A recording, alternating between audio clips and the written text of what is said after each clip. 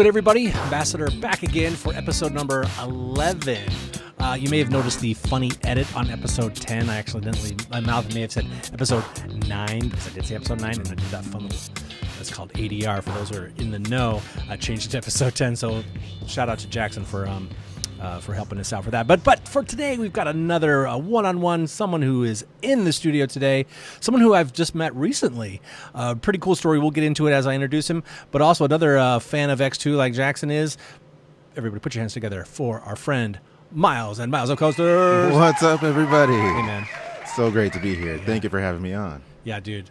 Thank you so much. I know that we were trying to get you in a little bit earlier. Some things didn't work out, but we're glad that you're here. So thanks again. I appreciate you, man. Of course. Appreciate you having me on. All right. So, for those who may not know you yet, let's tell the story about how you got started, I guess, within the coastering community. It's kind of, if I remember right, you were saying that it's pretty similar about the time where you started actually riding roller coasters that you started discovering the community. Is that right? Or am I completely wrong? I mean, not completely wrong, no. Yeah. The best way I think I could tell it is I've been infatuated with coasters ever since I was a kid. Yeah. I remember all the way back to my mom telling me about a site that we all might know and love called Roller Coaster Database, or Sure. RCDB. Absolutely. And once I fell down that rabbit hole, it was like, It's all over after that. it's over. You just spend hours being like, what are you doing on the internet? Exactly. I'm just checking out all the parks that have Immelmans. Right. And, Yeah. a couple of my coaster friends, I think they call me Myles and MylesOfCoasters database because I know so much about, nice.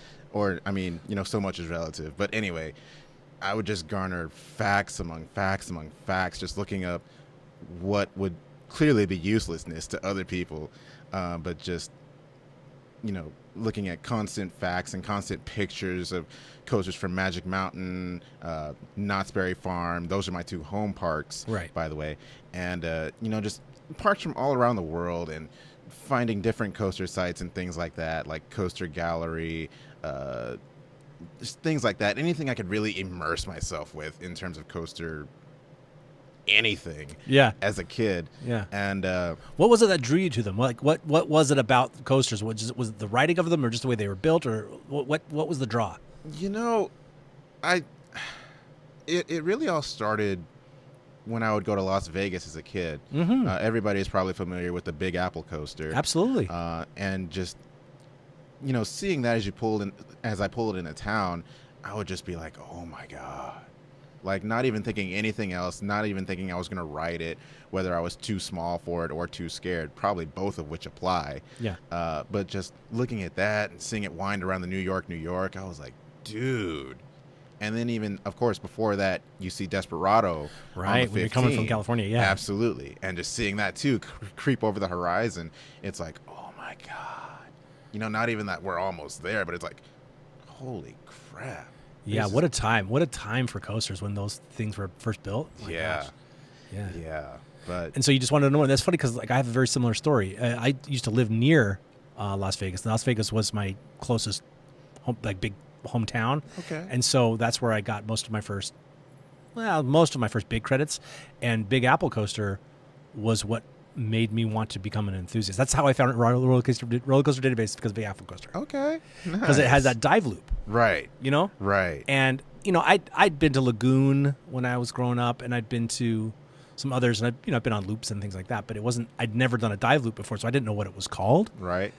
So I went to the internet, and I found Roller Coaster Database. There you go, and that's how I discovered it. Not that the Big Apple Coaster is like the best ride. I don't think it's a bad ride. I think it's over too much hate. Yeah. And that's funny that it was like the same thing for you. And then Desperado. Oh my gosh, did you ever get to ride Desperado? No, I never did. Oh, I saw the story circulating that, it might open post-COVID, but there was also another story that came out fairly recently that said probably never going to open it again. And, I was shocked, to say the least. Yeah, I think I remember maybe post-COVID. I think it did test or something like that. I think someone caught it testing. Maybe the Coaster Kings actually that caught it testing. I think so. It was either that or they were saying that it was gonna be testing.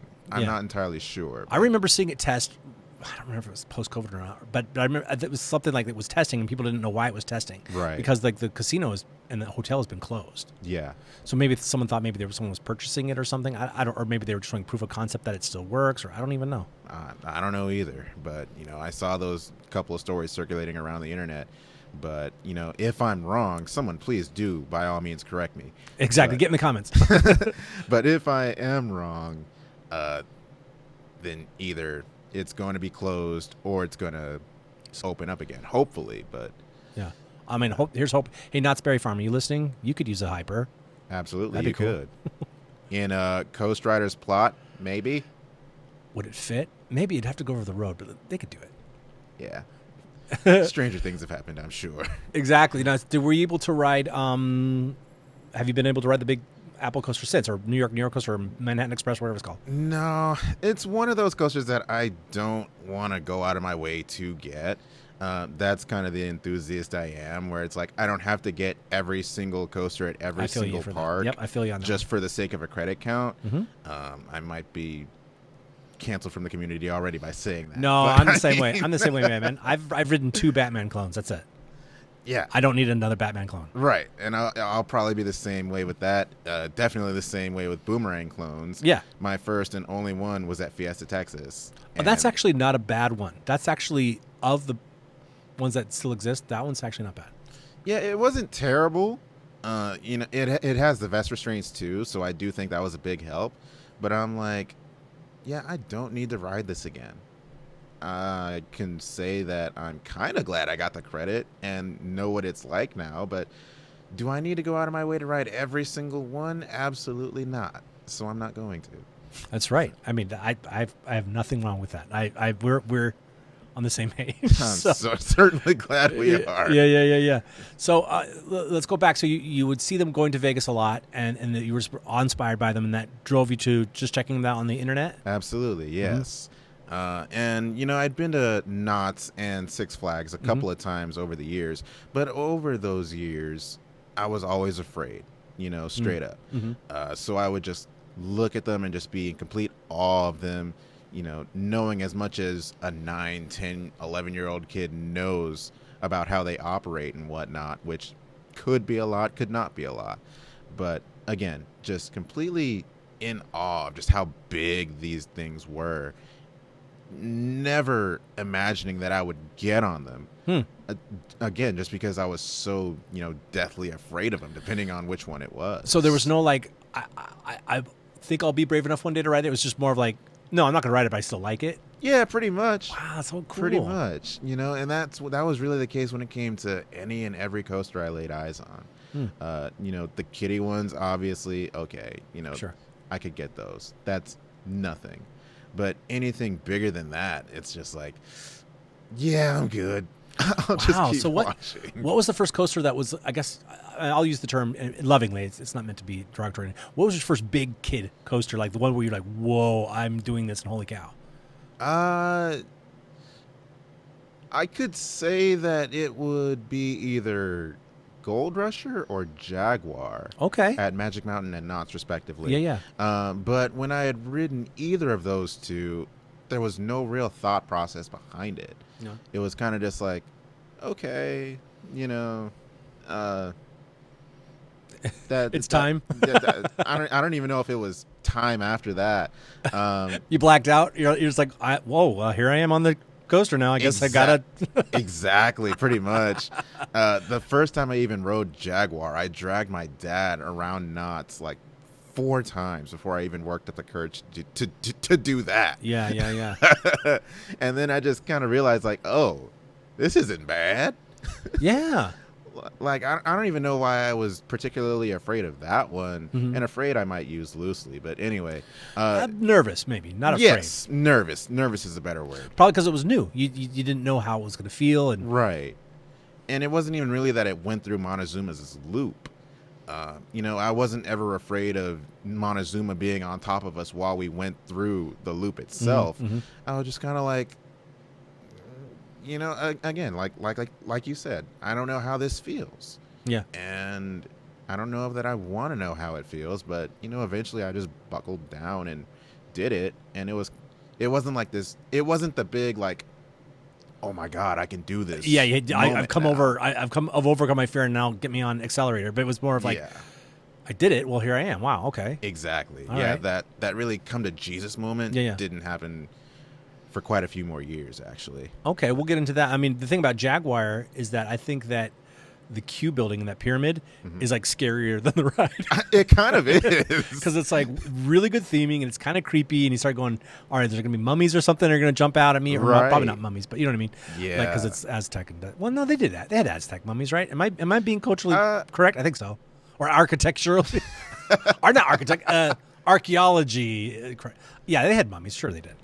But, yeah, and so, like, you know, that probably contributed to it, too. I'm imagining if you're young and you're going through that queue and like, holy cow. Like even now going through it Yeah. as a full-grown adult, you not only take into account how great the theming is, but if you're none the wiser, Yeah. you know, you might think it's a scary farm type of thing, even though it could be the middle of summer or something like that. It's narrow. The queue, the switchbacks are quite narrow in there too. Yeah, and you know the whole inside of it is not fully lit. Yeah. Like you'll be walking through dark patches at some point, and you know I wouldn't even blame you if you think a scare actor is going to jump out at you rather from one of the emergency exit doors. The Knott's Berry Farm used to do that. I'm actually have been able to go to Knott's Berry Farm to when they did have live scare actors during Scary Farm on certain rides. Now I don't know if Jaguar was one of those. Anybody out there who knows more, get in the comments and let us know if that was the case. But I do know that what's it called? The Calico Mine Ride and the Timber Mountain Log Ride. Yeah. They had live scare actors Oh. during the ride while you're riding it during Knott's Scary event, and they would like come at. Wow. So cool. But I think it was probably some sort of weird like liability issue there. They just stopped doing that. But I remember that. I wonder if Jaguar was one of them. That's that because that'd be perfect. Like you were saying, it's like a perfect, Absolutely. Absolutely. Yeah. ride for it. So okay, so then what was your you used the term "come to Jesus" moment? What was that ride for you? Well, let's. I don't want to take big jumps over things, you know, but. What was the next level? Was it at Knott's or was it at Magic Mountain? It was at Knott's actually. Yeah. Okay. It was either 2018, 2019, I believe, was my first ride on Ghost Rider.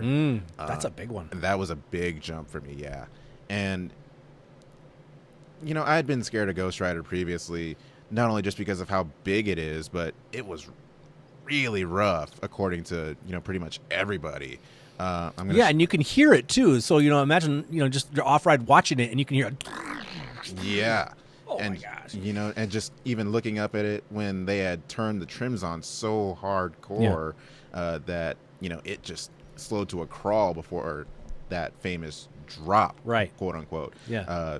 El Toro Ryan has a great video on his Problematic Coaster series about Shout out Ryan. Shout out El Toro Ryan. You don't know me, but I know you. It's okay. He's a friend of the show, so what's up, dude? Yeah. But yeah, it was about 2018, 2019 when I had first ridden Ghost Rider, and this was after GCI had come in and retracted. Yeah. And that was why I wanted to ride it. I was like, okay, it's apparently smoother now. I can give it a shot, you know? And that was almost my come to Jesus moment. We have one coaster before I get to that, but it's in the same park. Okay. So we'll get to that. Okay. But I ended up loving Ghost Rider. That was good. An amazing experience. Yeah. And it was either the same visit or a prior, not prior visit, but future visit. Yeah. There you go. Yeah. Future visit that I had finally gotten on Montezuma. And Montezuma is not only where the come to Jesus moment happens, but it also happens to be my favorite coaster of all time because of the story behind me riding it. I love those kind of stories. We call them, some people call them the zero coaster. Like, what was the coaster that sticks with you? Yeah. Yeah, I want to hear that one. Okay, yeah. Of course, going to Knott's as a kid every so often, you'd obviously see Montezuma, and you know it would just be there. You know, it's right now the oldest coaster in the park, and you know so much about Schwarzkopf, thing that always stuck with me about Schwarzkopf before ever riding a Schwarzkopf coaster was how intense their loops are. Yeah. And obviously Montezuma being a shuttle loop, put 2 and 2 together. Yeah, and it's a launch too. I mean, it's a lot of people's very first time experiencing a launch coaster. Right. So I'm going to pull an Airflow Ryan. For those who are unfamiliar, Montezuma's Revenge is at Knott's Berry Farm, and it was built by this company out of Germany called Schwarzkopf, who was building roller coasters in like the 70s that were just so far ahead of their time. If you go back and watch my episode number, I think it was 8 with Nicholas Laskowicz, he's, I mean, talk about, I mean, you guys could probably compete as far as like knowledge, but he's done some documentaries. He did the documentary about, he's the director of Legacy of Arrow and also the Legacy of Schwarzkopf. Right. He's the director. Okay. So he knows a lot. But Anton Schwarzkopf was so far ahead, and it's so back to Myles. That was my little tangent because we were talking about Ryan. It just kind of was like, wow, for those unfamiliar. But yeah, Montezuma, you know, you could call that the zero coaster for me. It's my favorite coaster of all time and will remain that. Again, just because of the story, which I'll now get into. Mm-hmm. Again, it was about 2018, 2019. I was with a friend at the time, and you know, just to get everybody up to speed again, you know about Schwarzkopfs, you know how intense their loops are, and I had only been on one launch previously, I believe, and that was Incredicoaster at California Adventure. Different kind of launch, but yeah, that one uses magnets, whereas Montezuma's used a flywheel. Yes. So I'd never been on a flywheel launch before, only had experienced Incredicoaster's launch, and while it was my first loop Incredicoaster, still wasn't really the come to Jesus moment that I would eventually end up having. But I was terrified of Montezuma, straight up, just because, again, super intense loop. I don't know what that kind of loop feels like. I don't know what a flywheel launch feels like. And I'd never gone backwards on a coaster before either. Oh, there you go. Now, I'll admit, too, this is when I was young. I'm still a young adult, but this was when I was, 2018, 2019, I was 20. Way back in 2018. 20 some odd years old. Yeah. But yeah, just never experienced those kinds of forces before. So I didn't know what to expect, despite the fact that I've watched POVs of it probably hundreds of times by now. But my friend at the time worked up the courage in me to get in line and finally get on the thing. And you're just watching the trains before you and you're like, ooh. Exactly. Like when we finally get strapped in and whatever, I am just 1,000 yards staring what's in front of me, this loop and what I can see of the spike behind it. Yeah, like the tunnel, because I mean it's not really a tunnel, but I mean there's like a sort of a tunnel, but there's like the station.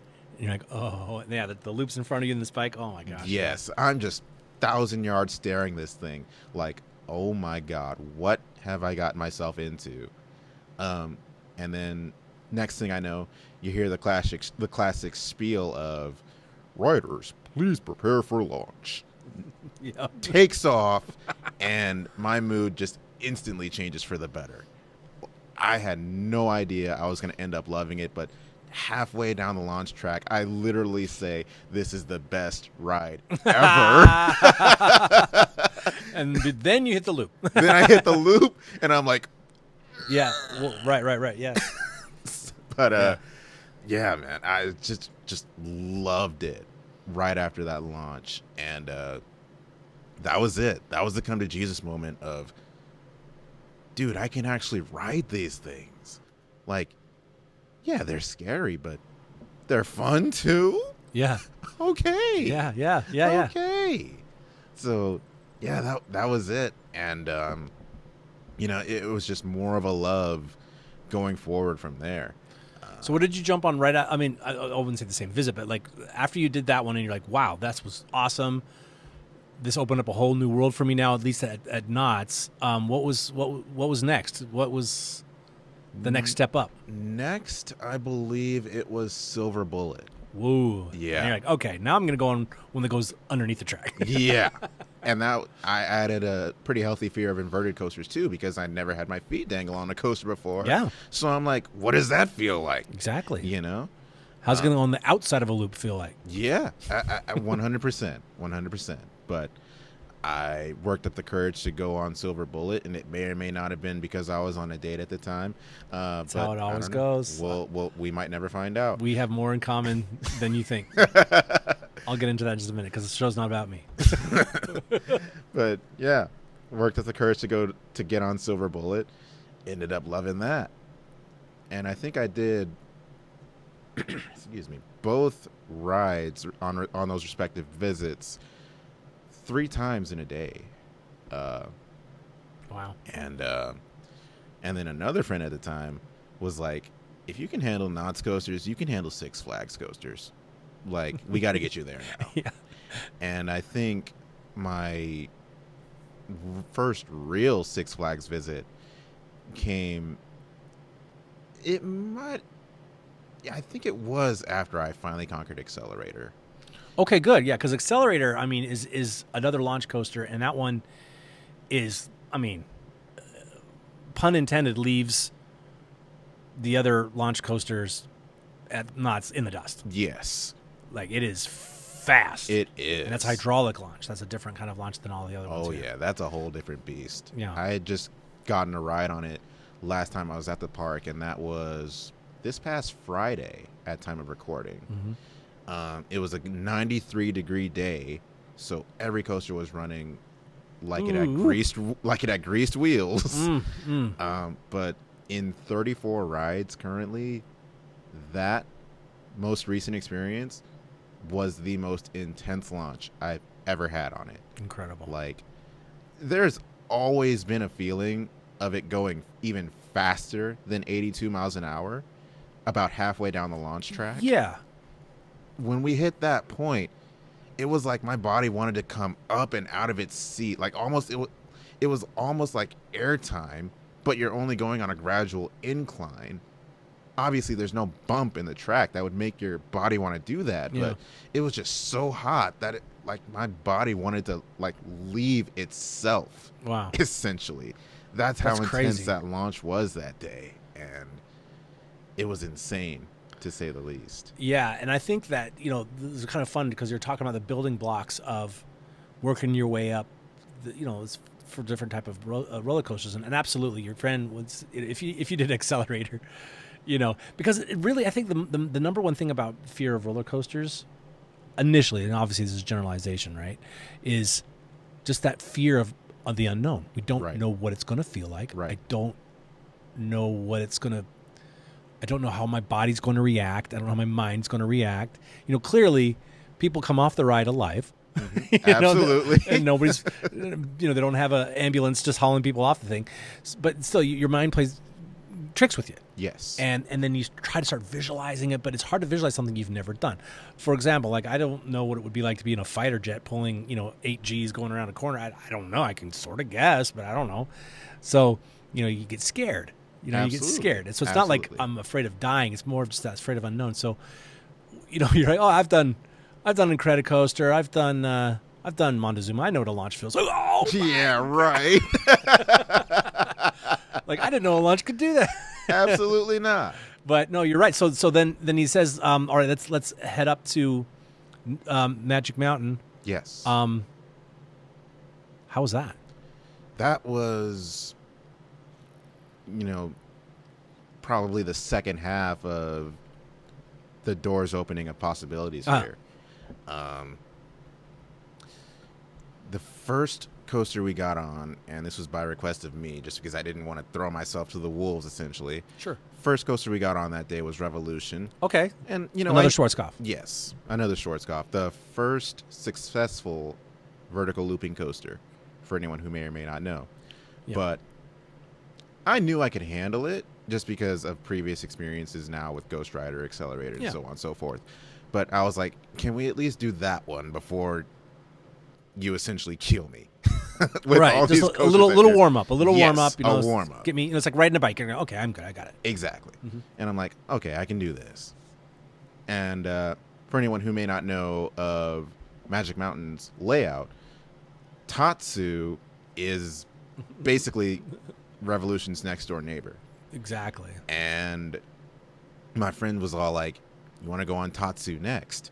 And I'm like, and it towers. It towers. Yes. Over Revolution. Yes. You could see Tatsu when you're driving in through, you know, what are those things? The parking gates. Yes, the parking gates. You can see that thing just perched on its hill like the beast that it is. Exactly. And you're like, oh my God. Yeah. Oh my goodness. But yeah, my friend was like, you want to go on Tatsu next? And I was like, okay. Wow. Positive peer pressure. It works. So got on Tatsu, and you know, I wasn't really thinking anything at the time when I had first ridden it. And you know, for those who don't know as well, Tatsu has the world's largest pretzel loop inversion, which is 124 feet. Now explain what a pretzel loop does for our viewers who may not be familiar. A pretzel loop is an element found only on flying coasters.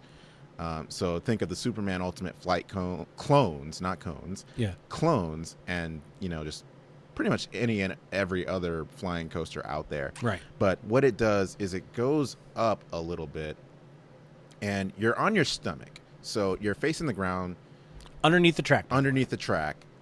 And you do essentially a Raven turn or a half loop that puts you on your back at the bottom of the inversion. And then you come back up into another half loop to return to the flying position. It's one of the most intense elements out there that you could experience. Exactly. So it's like, you know, you've got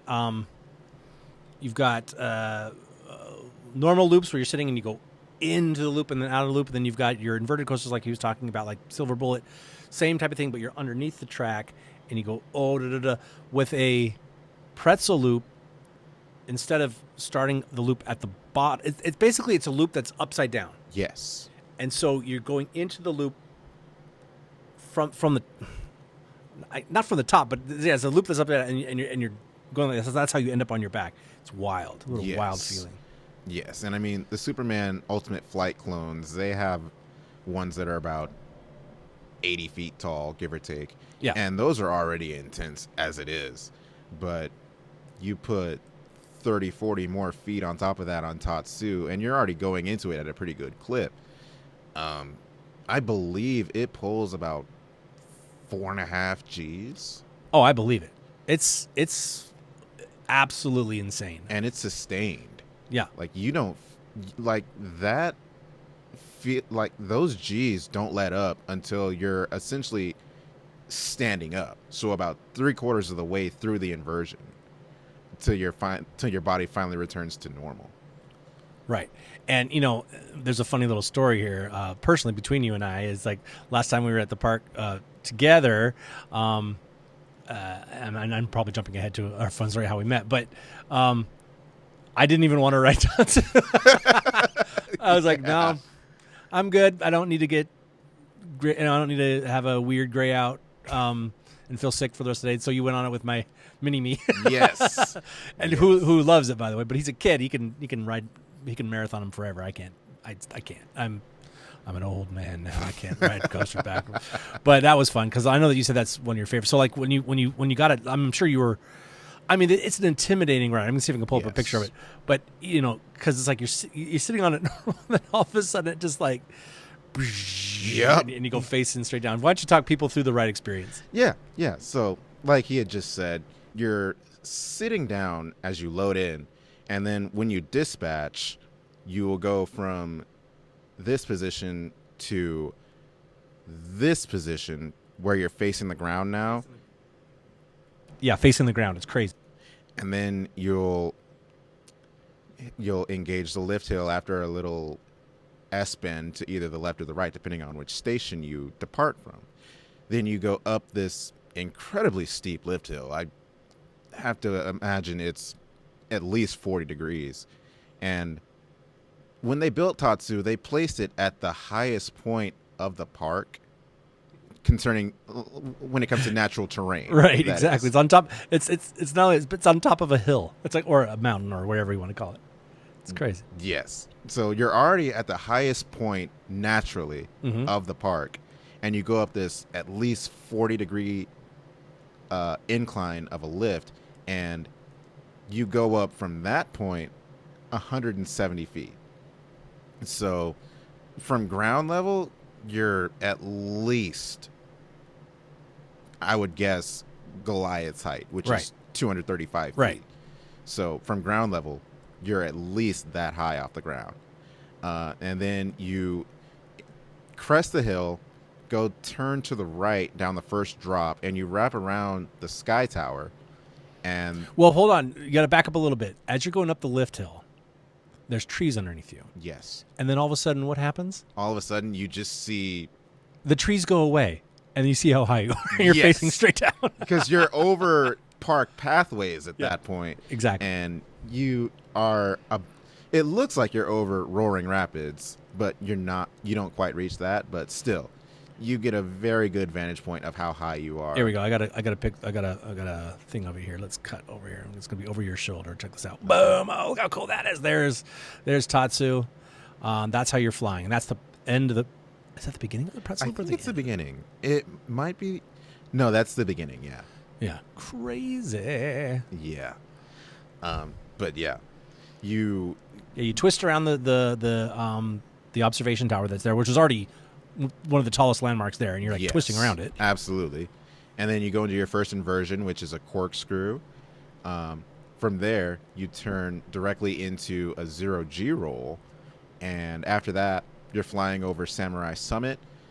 You go into a horseshoe turn, which is a pretty common element on B&M flyers as well. Yeah. That and then a really sharp, quick leftward turn redirects you to the pretzel loop.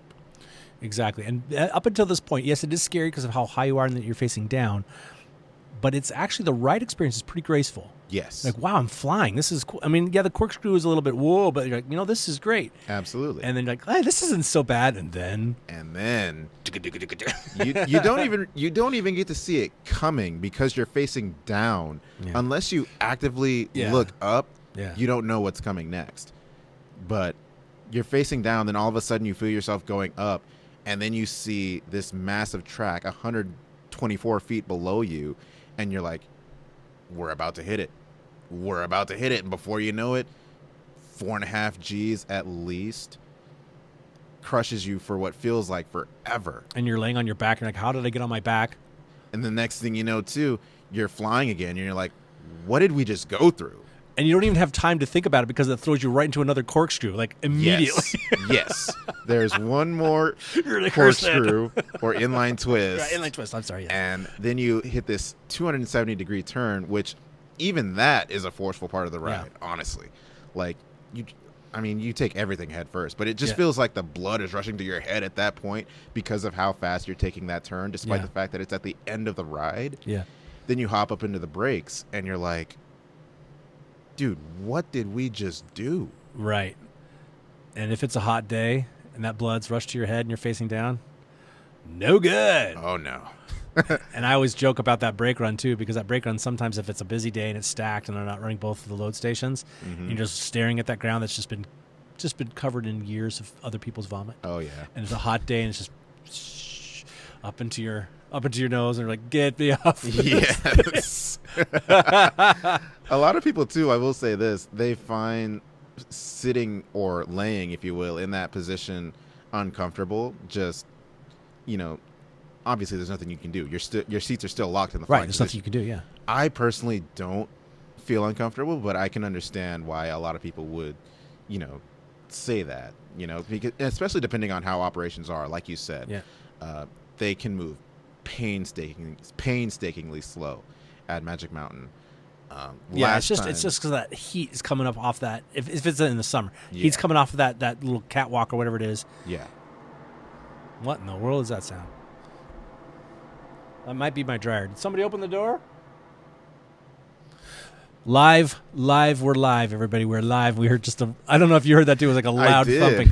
Apologize for that, everybody. It might have been my dryer in the, or no, actually my washing machine in the spin cycle. It is all good, man. It's home studio, guys. Gotta love the home studio. Anyway, but yeah, so Tatsu, it's an incredible ride, and I think this can kind of segue into how you and I met because, if I remember right, were we in the forums of Parks Bros? No. Where was it at? Was it in the comments section? Yes, and it was on, I believe, one of Jackson's posts of X2. Oh, was it? Oh, okay. Yes, because he had just written it. Right. And then I was like, man, I want to ride this so bad, but I'm scared of it. Yeah. So I don't know if I'll ever be able to do that. And then you jumped into my comment section. You jumped into my comment and were like, if you need someone to ride it with, let me know. Yeah. And I'll be like, I'll take it under consideration. Yeah. Just kind of thinking nothing of it. But, he was serious with that offer. Yeah.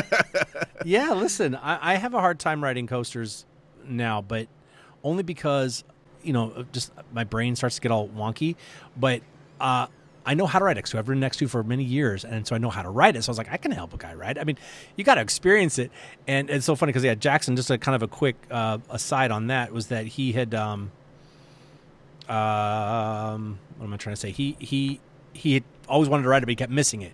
Right. And he lives up in Northern California, so he wasn't able to come down to Southern California at the time, so he missed it like 3 or 4 times, and he'd finally gotten it. And I think I was I there with him that day? I don't remember. But I did meet up with him at one point, and we were able to hang out at the park. But yeah, I jumped into your comment. And I remember saying, yeah, let's do it. And I remember you were kind of like, okay, whatever, dude. I don't know who you are. Right. But I was like, no, I'm a nice guy, I promise. But then we eventually had decided to at least meet like on Zoom or something, or some sort of video call. It was Instagram Live, I believe. Yeah. And we just met up, and I said, let's do it. And he said, okay, I guess we'll do it. I guess so. And when you told me that you'd ridden Tatsu, I was like, of course you can ride X. If you've ridden Tatsu, of course you can ride X2. Tatsu's way crazier. And you were like, no, it's not. I said, well, yeah. Well, maybe not the entire ride from start to finish, but that pretzel loop is going to beat any G-forces that X2 experiences. Oh, yeah. Oh, yeah. So, I mean, and at that time, I didn't even know you'd ridden an accelerator. I mean, come on. You knew forces. Yeah. But, I was still a baby at the time. But even still, X2, again, maybe I'll pull that up and put that over your shoulder too. X2 is even crazier. So it's kind of funny to listen to your evolution, because it was like, okay, normal roller coaster and Jaguar. Yeah. And then, lift hill, okay, inverted lift hill, silver bullet. Okay, launch coaster, Montezuma's. Oh my gosh, Right. And then launch coaster accelerator. Holy cow, what's next? Revolution, okay. Flying coaster. Yeah. what was left? A single rail? You know what I mean? Basically. Yeah. So, no, it was cool. I was able to convince. I think what pushed. Correct me, because again, my old brain, I can't remember. But I think I actually used my son as a way to yes. He took his son with him to the park. Yeah. And he was like, dude, you can't let a 10-year-old ride this and not you. Exactly. So I was like, he just recently rode it for his first time, so if he can ride it, you can ride it. So I was like, what am I going to do now? I know. I have no choice. I cannot let a 10-year-old show me up. Yeah, but I mean, here's the thing about X2. Yes, and I think, correct me if I'm wrong, for real, but I think that, I said it was very honest that it is a scary ride. Yes. It is a scary ride. Anybody who says it isn't a scary ride is full of crap. It is a very scary ride. But what makes it scary is, again, not only that psychological, and Alan Schilke, when he was designing it, was like, yeah, I'm going to play to that psychological like crazy. Having you go up the lift hill backwards. Yeah. No other coaster, unless they did some sort of special event where they run the coaster backwards. Yeah. You weren't experiencing going up lift hills backwards. Right. And sitting on the edge of the coaster track hadn't been done before. Nope. And not only did they say, oh, we're going to have you sit on the edge, we're going to make those seats rotate. Yeah. So you just look at it, and then the thing, it's massive. It's right there as you're coming into Magic Mountain. And, you can see it, and it's huge, and they added fire to it, and you're like, what is going on with this coaster? But, I think I was at least up front and said, yeah, it's scary, but it really is only scary 2 parts. And that's the lift hill, because you don't know what's going on, and the first drop. Yeah. After that, I wouldn't call it scary. I would call it, what was the word I would use? Maybe confusing or wild, because you don't know if you're up, if you're down, or when you're, especially when you don't have. So it always rotates the same way. So it's always the same ride. So there's no if you've ridden it, you know what's coming next. But if you've never ridden it, you don't know when you're going to go upside down or when you're going to spin or be facing the ground or be facing up, and you don't know. And so I was talking you through it element by element, like this is what you do here, and here's what you do here. And a lot of people have a bad time the very last inline Raven turn. People have a hard time there because they're not sticking their legs out properly. And I'm going to have you walk you through. I have my memories, but I would love to see what your thoughts were because we actually met in the queue. Yes, we did. Go ahead. So yeah, it was September of 2024. I want to say. Sounds about right. Yeah, when we had first, met up and rode the thing. My mind honestly was blank. Like from the time I left my house to the time I got in line, and working myself all the way up to boarding the thing. I don't know if it was because I couldn't think of anything or just actively chose not to. Probably a little bit of both. But I was like, I'm already here, drove all this way. He's willing to, get on this thing with me so I can finally conquer this thing. I can't back out. If I was thinking nothing else, that was what I was thinking. I can't back out. Well, I would have let you back out. I hope that was communicated. Like, it would have been okay. I wouldn't have made fun of you. I think I know that now. Oh, you know it now? Oh, no. But, I mean, really, because I was trying to be, like, there's no shame in it. But the thing is, I knew you could do it. And that's the thing. If I just needed to be that guide to get you sat down. And then I think I even gave you the license to say, if you didn't like it after we were done, just tell me, and you could even punch me in the stomach or something like that. I'm like, wow. I'll give you one of those. But you know what I mean? It was like I'm pretty sure. I mean, I don't know. You tell me. I thought I was being kind. No, you were. You absolutely were. Like, I didn't feel any sort of way like, oh my God, this guy's gonna hate me if I back out. Like, he's not even gonna let me back out. I definitely did not feel like you were.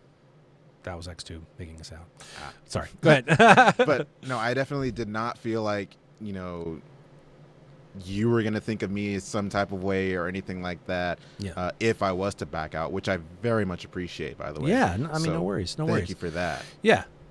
I mean, that's what I think the community is about. It's like, sometimes we get hung up on thinking that, oh, you're only welcome into the coaster community if you've got a certain threshold of rides under your belt, and that, or if you have no fear, and I go, no. The coaster community is really that community part. I think is the most important part. We're coming together, rallying around something that we love, and we know that it's geeky and it's a nerdy, but it's our thing. Yes, you know what I mean. Yeah. It's our Comic-Con. Right. And so, and I think just building each other up, and there's some coasters that I'm still very afraid to ride. Mm-hmm. I'm afraid to ride Pantherian. It used to be called I-305. It scares me to death. I am too. And there's one in South America at, what's it called? Gold Reef City or something like that. It's called Tower of Terror. Oh, yeah. It's supposed to pull like something like 6 Gs. I think it's 6.5 Gs. No. I mean, maybe I'll ride it. I mean, I don't know. I'm scared of roller coasters. I'm afraid of passing out and getting hurt. Yeah. That's the only reason I'm scared of roller coasters. I'm not afraid of the restraint coming off and the train flying into, Final Destination, whatever. Yeah. I'm not afraid of that. I'm afraid of personally blacking out and having something happen where I injure myself or somebody else because I'm unconscious. Right. But I'm kind of afraid of. Fast and Furious Hollywood Trip. Really? Yeah, because I don't do well on spinny coasters. Even though it's not super spinny, it's controlled, very controlled spins, but or yaw, as they say. Still kind of scared of it though. I'll ride it once and then we'll see how I do. But I didn't like Time Traveler at Silver Dollar City. I couldn't wait to get off. I was like, please get me off. I need to get off. I do not feel well. That's a beloved one amongst the Oh community. yeah, and I'm not saying it's a bad. I'm not saying it's a bad coaster. I understand it's beloved, like you said. My son loved it. He wanted to keep riding it over and over. My wife loved it. It wasn't for me, but that doesn't mean I called it a bad ride. Yeah. I just knew that personally I couldn't ride it. Right. So, And that's totally understandable. yeah. So I mean, I think my favorite memory of as we were waiting in line, and I was like kind of being kind. I was kind of like, it's okay. You've got this. And I said, make sure that we go to the. I think we said middle of the train. I think we did middle of the train. I Yes. think so. I think we were in row 5. We wanted to go middle of the train, and we wanted to have you have the inside seat. Now, Yes. Even though I know it said earlier that the ride it does the same thing every time, but the ride experience will be different depending on where you sit. Yes, absolutely. Big time, more than any customer that I really know. Like you sit in the back row, outside seat on X2, you're in for a bad time. Oh yeah. Oh yeah. So I was, and I know you were sitting there, and you were. I could tell that you were nervous, and I was just trying to make everything's good, everything's okay. As soon as we sit down, and the thing is, the restraints on X2 are comfortable. Yeah. The seat is comfortable. Mm-hmm. So I'm like, all right, we'll sit down. You get that strapped in, you feel all right. And I remember you're just kind of like, okay. And then, I think at one point, I even remember as we were going around the corner, I was kind of talking you through it. I think I remember coming over to you and saying, "Do you want me to just not talk anymore?" And I think you were like, "Yeah, could you just not talk right now?" Which is fine. Yeah. Would you want me to give you a warning when we're about to go up to the front? Right. You can say something, but let's just right now. Let me just take it all in. Yeah. Do you remember what happened after that? I'll kind of work my way up to that. Yeah, go ahead. Like I said previously, I was kind of just like blacking everything out, because that's essentially what you have to do, in my opinion, if you want to write it. You can't think about anything. You just have to do it. Like, yeah, that's a great way to put it. You can't think about what might happen. You can't think about what could happen. You can't think about what the experience for you is gonna be like, despite the fact that it is the same experience every time. I don't know if that makes any sense, but the whole point of what I'm saying is, again, you can't think about anything because it will only mess with your mind more than the coaster already does. Yeah, clear your mind. Try to clear your mind, go blank. So just exactly think about nothing, which is what I did the entire time. And that's what I would do any and every time going forward that I would write it. But, I hope I didn't come off as, just rude, for lack of a better word, for any length of time during the experience, just because my mind was just so dead set on, just not thinking about anything. I was just trying to be super sensitive, and for me, I think kind of sometimes, because I could tell that you were kind of like super. Techie's the wrong word, but you like the way the roller coasters work. So I was kind of talking through the elements, talking through how it works. Here's this, that, and sometimes that kind of helps. It's like that old trick with taking a kid to the dentist or something for the first time. Like, here's the instrument. You want to hold it. You want to look at it, and like, oh, okay, you know what I mean. I'm not I was treating you like a little kid, but I think I was just being baby steps. You know what I mean? No, yeah, absolutely. And so tell me how it felt once you sat down and wait, didn't you say, well, it's too late now? I was like, I've come this far, I can't turn back now. Yeah. And for those watching, I literally did the sign of the cross. Oh, that's before right. I boarded the train. That's right. I literally looked at it and was like, and then I strapped myself in. Like, Jesus, take the console panel. What if it magically breaks down? But well, we'd be in the news. That'd be amazing. But no, yeah. Right about there is when, it got real. It's like, I'm strapped in now. There's literally no backing out. Okay. But at the same time, my mind was just blank because I just didn't want to think about anything. I was just like, I can't even put a word or thought to what I'm thinking as I recall that, because I was thinking about nothing. Right. Just thinking about nothing. And then next thing I know, the ride starts, I feel a little bit of bounciness on the turn. Oh yeah, for the lift hill. Mm-hmm. Before you engage the lift, I'm like, okay, this might be a prerequisite or precursor. Okay. And there it is over your head right there. There's X2. And you start going up the lift on your back, and you are literally on your back for like the first quarter of the lift hill, I would say. And then you start leveling out to where you can see the park, and the view you get of the park from X2 is unlike anything and probably, depending on if you've ridden other, whether that be 4D coasters or just any coaster with a view like that, it's unlike anything I'd ever seen before. Like, you could see literally you could definitely see every major coaster in the park. Yeah. And the mountains in the background. Yes. And, you can see the freeway, and you can see it's and as you're going up, actually, you're in a really comfortable seated position. Mm-hmm. You're not facing the sky. You're not facing down. You're kind of like in a lazy boy. You're kind of like, oh, okay, this is actually kind of cool. You're like taking in the sights. Mm-hmm. And there used to be a soundtrack, which was a lot cool because it would kind of psych you if it doesn't exist anymore. But it's that first part. It's almost kind of like they're trying to like see everything's okay. Yeah, I think they played Frank Sinatra up the lift hill. Yeah, they did. It had to be you. Yes, they did.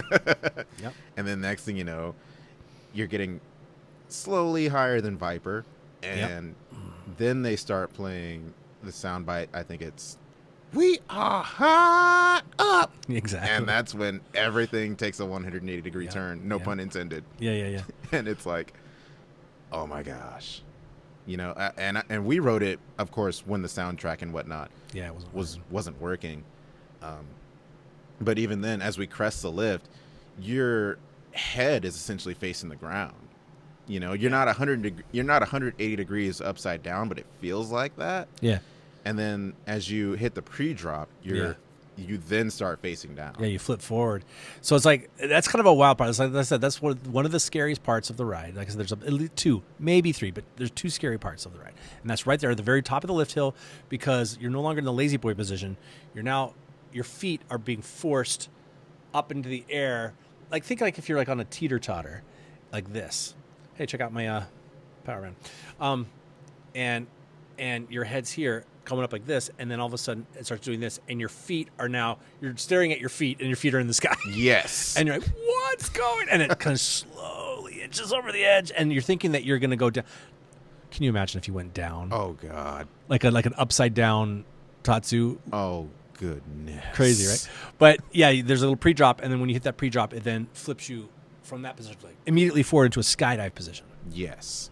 And honestly, that is not one of the scary parts of the ride for me, just because it happens so fast. Yeah. Like, you're looking at sky, then all of a sudden you're looking at ground. And I just always, whether it was by force of habit or just what my eyes gravitated to, I would just focus on the supports of the drop. Yeah. I did not comprehend, and still don't, anytime I've ridden it after my first ride, that we're 215 feet in the air right now. Yeah. Like, it just doesn't register in my brain. And the ground's coming at you. Yes. Because before you know it, you crest the pre-drop, and then you are just approaching the ground faster and faster and faster. Then all of a sudden you flip forward, so now you're on your back. Yeah. And the positive G's just crush you. Yeah, you're going backwards, like you're moving backwards on your back, and you're moving backwards into a loop. It's wild. It's a wild feeling. That part of the ride, that's the craziest part of the ride for me. Yeah. Because it's a cool feeling. You can't really feel that on any other ride. Yeah, it's an inexplicable feeling, really, because you're still getting crushed with positives, but at the same time, because you're going up and backwards for some part of it, you feel weightless at the same time. And it's like, what is this? Yeah, your brain can't figure it out. I've been on it maybe 5-6 times now, and every time I'm still like, what is happening to me right now? Yeah. It's crazy. And then I think what's funny, after you come out of that, then there's you do another little spin, stuff like that. And it was right after we went up and we did another little spin, I was like looking over at you, and you're just like, like you were taking it in, or at least trying to. Your brain is kind of like calculating, like trying to figure out what's going on. Right. And then we do the thing where it's like you do the lie to fly, where you're basically on your back, like a little luge turn. And it was at that point I think you finally took your first breath. I think you'd been holding your breath the entire time. I don't even remember if I was breathing. Yeah, well, no, you did, because you went. I remember seeing you right as we kind of got on our back. You went, "This is awesome!" And something like, I don't know if you said this is awesome, but it was like a whoop, like a jubilation. Yes. As we went around the luge, which gives you kind of a moment to breathe. Mm-hmm. You're like, "Oh wow!" And I think even at that point, I think you took your hands. I did. Off to kind of like whoa. And I think I remember saying, "You may want to hold on again here in just a second," because it does that 0G roll or whatever it is, and then or no, that's the lie to fly. Yes, it does the lie to fly. Yeah, and then comes the where it goes down into and we did get the fire, didn't we? I think we did. No, we didn't. No.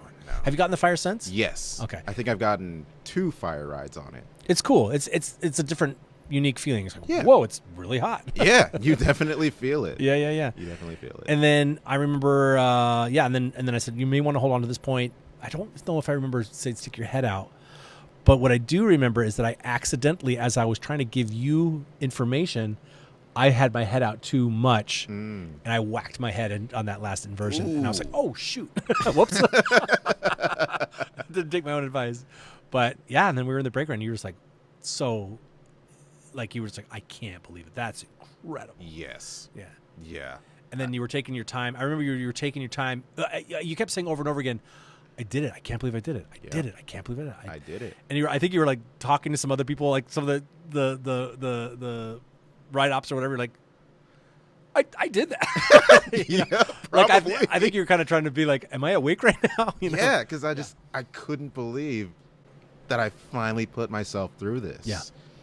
After being afraid of this ride for so long, never anticipating that I was going to ride it. Yeah. Like, even as an enthusiast, I would be perfectly happy never having ridden next to. Yeah. But I don't know, just you slayed it. It's done. Now you're like, and the cool thing is you've ridden it since. I actually think you rode it a second time. I did. With my son, right? I think you actually rode it with my son. I rode it twice. Yeah. The first day I rode it twice. Yeah. And that's how dead it was, people. That was a good day. The first time was in the inside seat. Yeah. Second time was outside. Ooh. And when it's a world of a difference, it's a world of a difference. Yeah. Like, the second Raven turn is already bouncy as it is. The inside seat, you're not going to get as much, especially depending on where you are in the train. But I think we were in the same row, so I think we were back in row 5, but I was on the outside seat that time. And my legs were just flopping on the second Raven turn. And, I did it too just because I wanted that experience as well. I wanted to know what it felt like. Yep. To ride the outside, especially now that I knew I could ride it. Yeah. I was like, I might as well just do it on the because people outside. have talked about it. Let's see what it really is all about. Yeah. Yeah. And your legs will take a bit of a beating on the outside. Yeah. Yeah. I always tell people, I mean, listen, you want to be crazy, go for it. But really, if you want to experience it for your first time and be okay, right in the middle of the train, inside seat, and you can do it. Anybody can. You could do it. Absolutely. Absolutely. I still think Tatsu is a harder ride personally, but no, it's super cool that and it was a fun day, and I'm glad that you did it. I was excited that you were able to get over something, because I remember the first time I rode it, and again, positive peer pressure. I was with a buddy and his wife back when it first opened. I got to ride X, the original one. So yeah. And it really does. It does take sometimes just somebody that has your best interest in mind.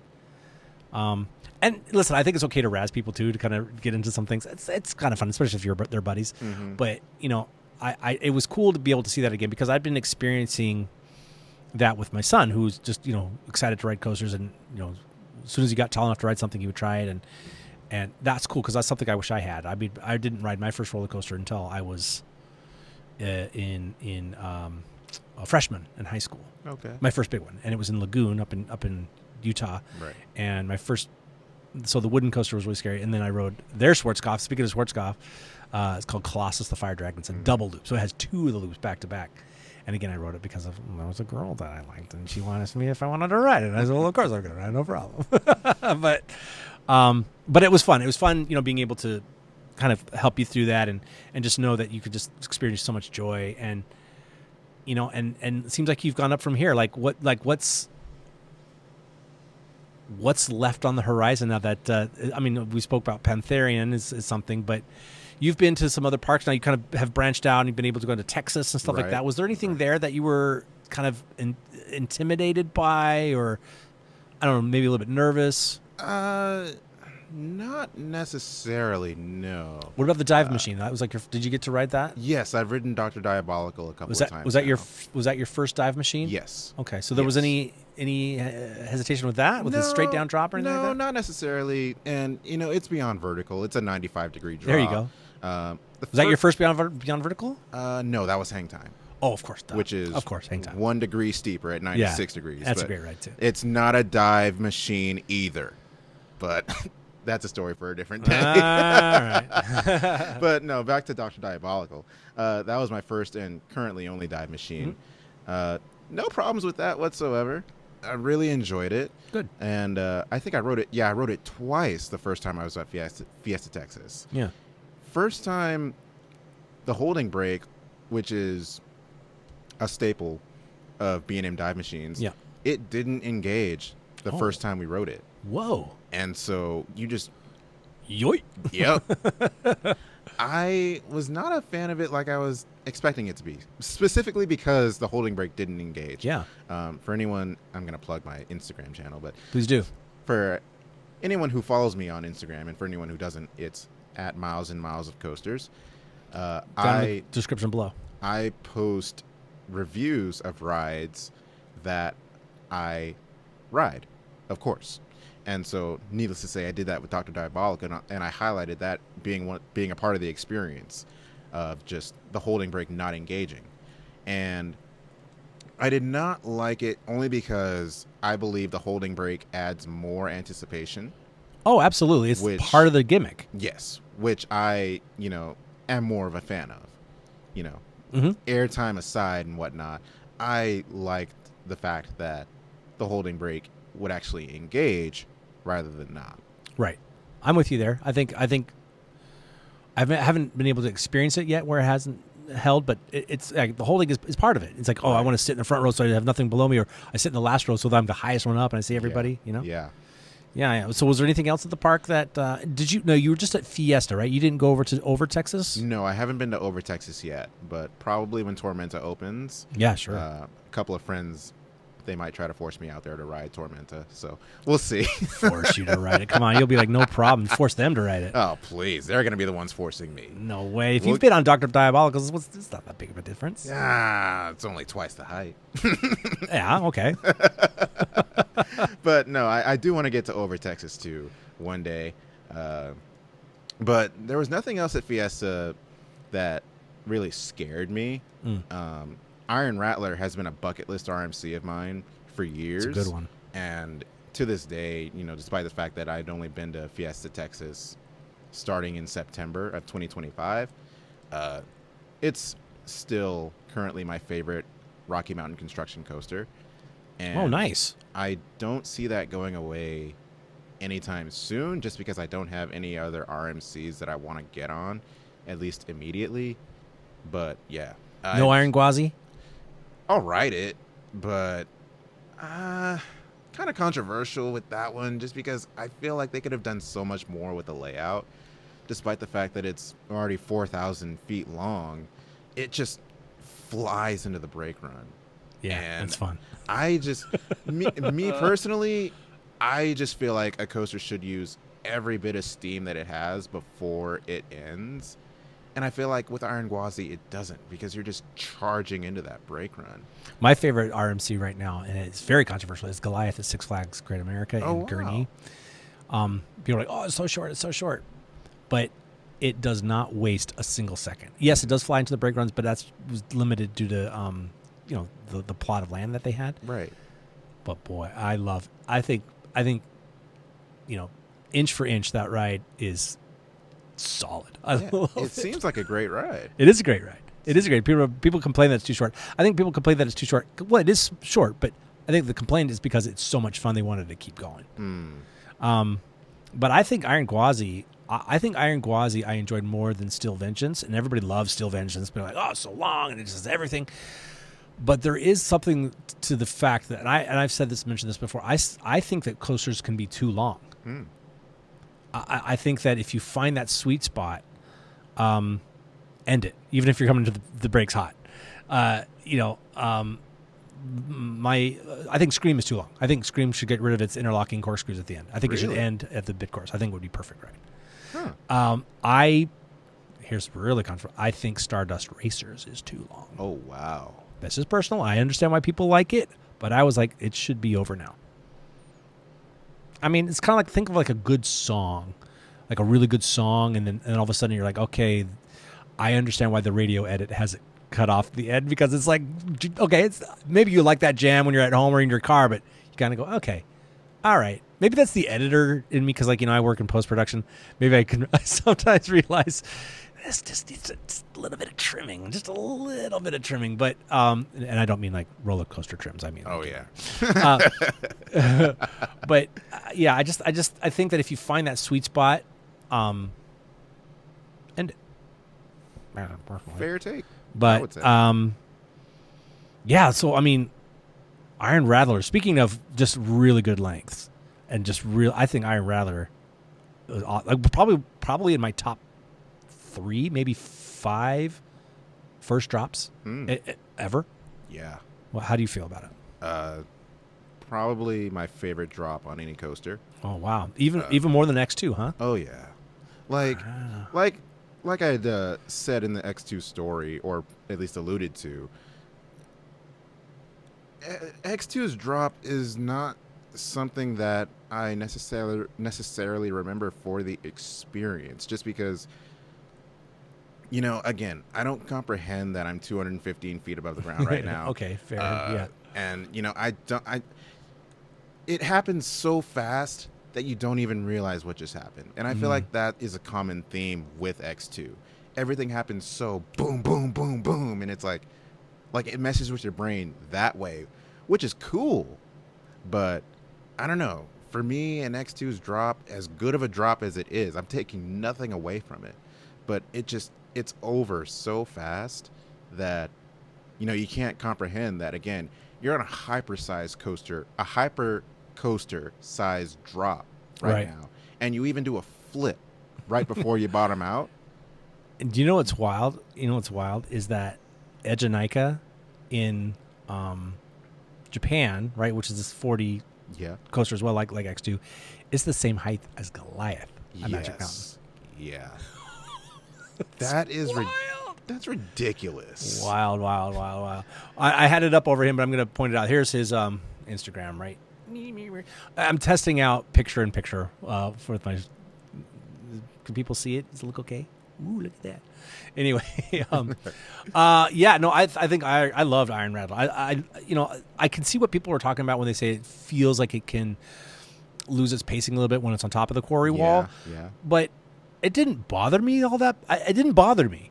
I'll tell you what bothered me was people talking about the drop off the quarry wall being the best part of the ride. I didn't find that.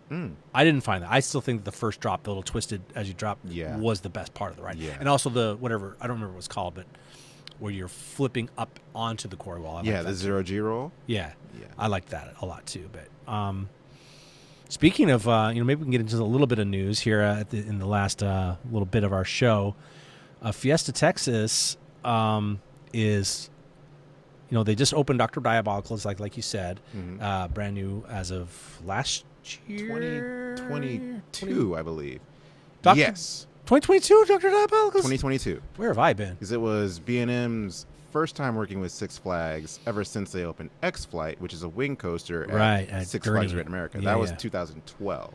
Okay, well, and I know that it's their first time that they did a Beyond Vertical drop on there on that type of coaster. Yes. But they are teasing another ride. Have you seen this? I have. I've seen little teasers, if you will. Yeah, teasers Yes. from their park's Instagram. Kinder's Coasters also is very Shout good out. at sharing. Shout out Kinder's Coasters. Hopefully, I meet you at one of the parks one day, whether they're here or in Texas. Yeah. But yeah, he's really good at sharing updates with not even just that, but Tormenta updates. Yeah. So if you want all the latest when it comes to that stuff, give him a follow as well. Yeah, Jeffy Siebert is doing great with being over both parks now, which is great. Although I did hear there's a little bit of trouble with over Texas over the opening weekend, and I had some problems there. I've seen some stuff there too. It's oh boy. But I like over Texas. It's a nice park, but I mean, bad days happen. But yeah, so this Jeffrey is teasing this new ride, and they've cleared out a lot of land, and it's a lot of land. It is a huge plot of land. Any thoughts of what you think might be coming there? He's mentions things like, I want it to be a good night ride, and a coaster like this only comes around once on a blue moon. You know what I mean? So, I don't know. I don't know either. I mean, thinking about what that park has in its lineup and what they could use, I mean, they've obviously got a dive. Mm-hmm. They've got 2 RMCs, 1 single rail, 1 hybrid, a floorless, and those. Oh no, there's Poltergeist too, and that covers all the thrill coasters. They don't have one over 200 feet yet. No, they do not. They don't have a hyper. I'm hoping it's a hyper for that reason, and because honestly, I've not been on a B&M hyper yet. I know. It's all good. It took me a long time to get on one too. It took me a very, very long time. The first one I ever went on was Raging Bull. Yeah. And that's in Gurney. Yes. Yeah. That's a hyper twister model, a very interesting model. But my first real like, a real one, but one that's just like the camelback stuff like that. Yeah. I believe might be Diamondback. Oh, unless you want to account Orion as one, but I don't. No, that's a Giga. Yeah, I loved Orion. That's a great. Giga. But I think you're right. They need a hyper at Fiesta Texas, but he kept mentioning about how they wanted it to be a great night ride, and how that they're purposely going back to a part of the property that is going to be away from the lights, and that they're not going to have lights. And I'm like, okay. So historically, when coaster people talk about a great night ride, they don't ever mention a steel coaster. They don't. I don't know if I'm reading too much into that, but they've got, of course they have Iron Rattler, which we're talking about, which has been a conversion. It's wood, but it's a hybrid coaster now. I'm like, would they build like a GCI or a what's the one, Gravity Group or something like that? Both of those would be fantastic.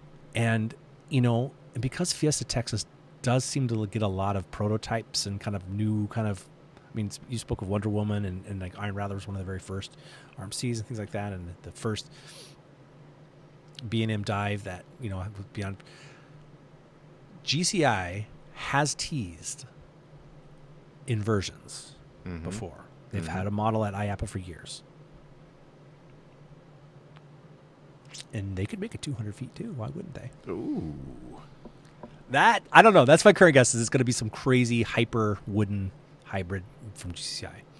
I would love to see a Gravity Group. Gravity Group could do inversions. They've shown that they can do inversions on Mind Blower and Hades 360. But yeah, I personally love Gravity Group. I love Gravity Group. But a GCI, a modern one, would be, especially with they did it in Texas already. There's the new Texas Stingray, which is at SeaWorld. Yep.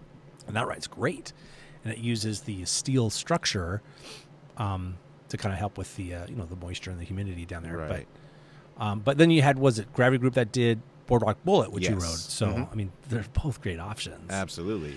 That's what I think. Either that, or it's going to be like some sort of crazy tilt coaster from Vekoma. I don't know. I would take that too. I would take it too. I would.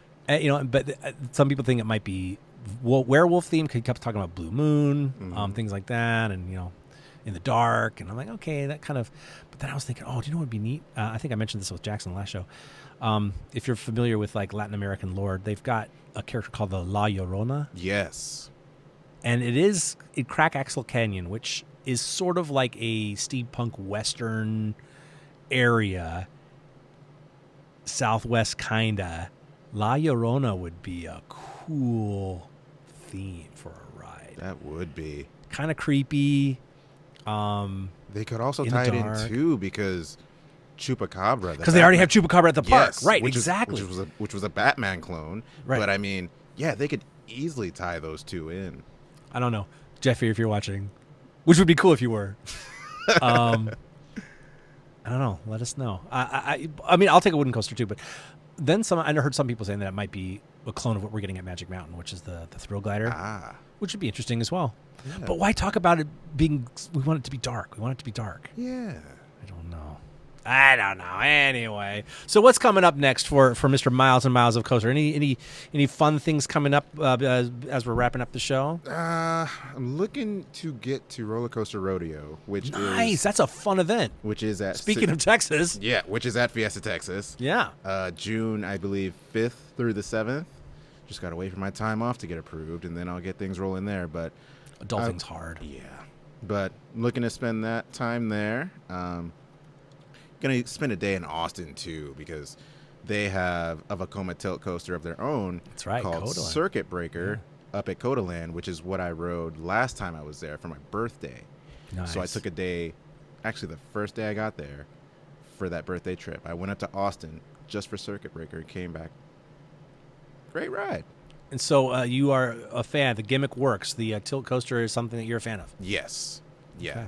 All right. I wouldn't say I was scared of it. But, I mean, that tilt drop is no joke. Yeah. Honestly.